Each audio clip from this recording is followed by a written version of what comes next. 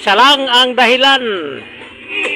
Hindi raw tayo nakainom ng 8 basong tubig araw-araw. Kaya sino nga mga ulo na nagsasakit-sakitan dyan, ay subukan na natin ang mga pamamaraan na wala tayong expenses kahit piso. Ito ang matindi at ito ang napakadali, guys.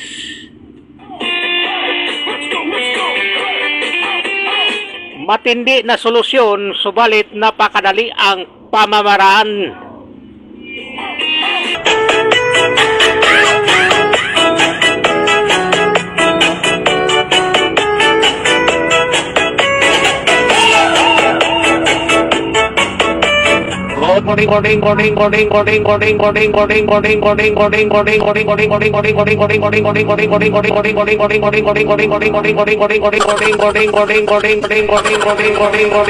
Good morning once again.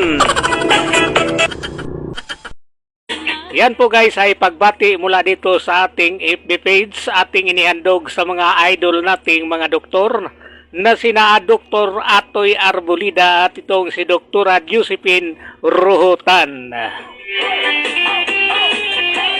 Mga itinuturo ni Doc Atoy Arbolida ang patungkol po sa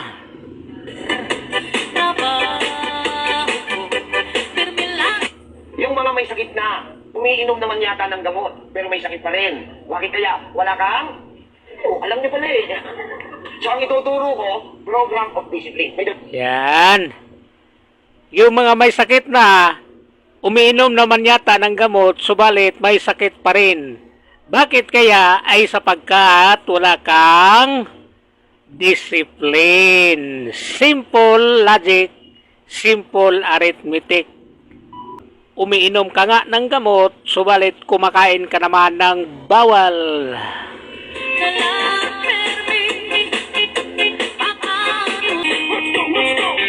Ito ang matindi at ito ang napakadali, guys.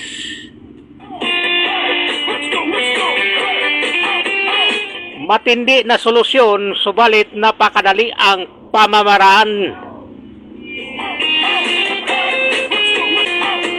Yung ang nasusunod eh. Kung ano gusto nyong ipasok dyan. Kahit gaano karami. Sige, ikaw bahala. Kahit ano yan. Ikaw ang masusunod. Tama. Pero ang maglilinis nung ipinasok nyo, walang iba kundi tubig lamang. Ayan. Walang iba kundi tubig lamang. Sino naglilinis sa loob ng katawan nyo? What? Eh, mahina nga eh. Eh, di wala. Hindi wala. Oh, tapos nagtataka kayo na may mga sakit kayo ngayon? Ha?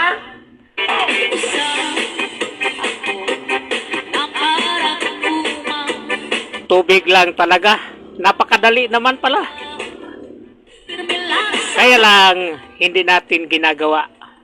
Kaya dapat ay gawin natin.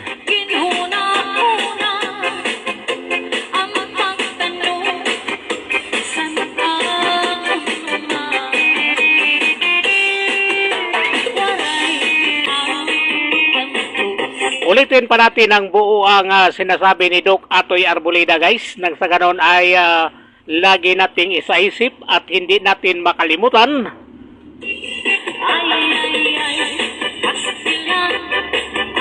Yung ang nasusunod eh.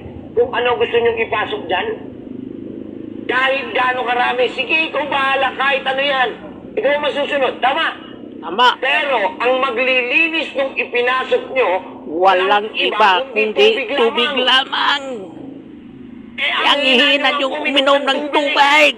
Sino naglilinis sa loob ng katawan nyo? What? Eh, mahina nga eh. Eh di wala. Eh, di wala. Oh, tapos nagtataka kayo na may mga sakit kayo ngayon?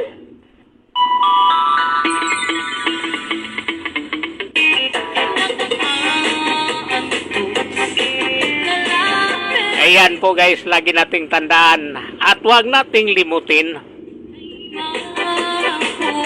Sa tuwing tayo ay makalilimot dyan, sa tuwing makalimutan na natin, ay punta lang tayo dito sa ating FB page nang sa ganon ay lagi tayong mapaalalahanan.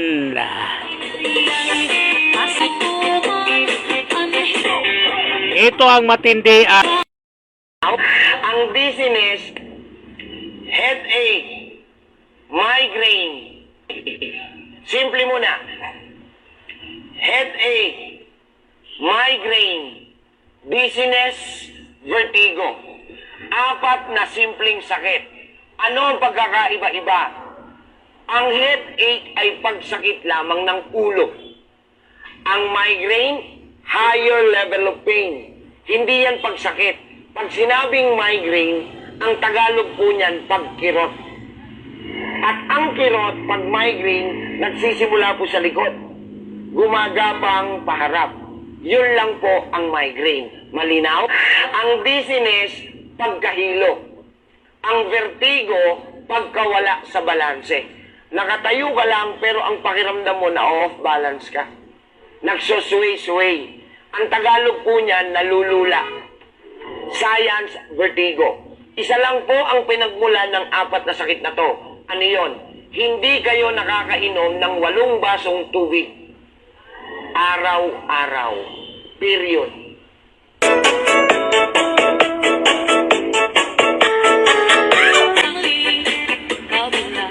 isa lang ang dahilan. Hindi raw tayo nakainom ng 8 basong tubig araw-araw.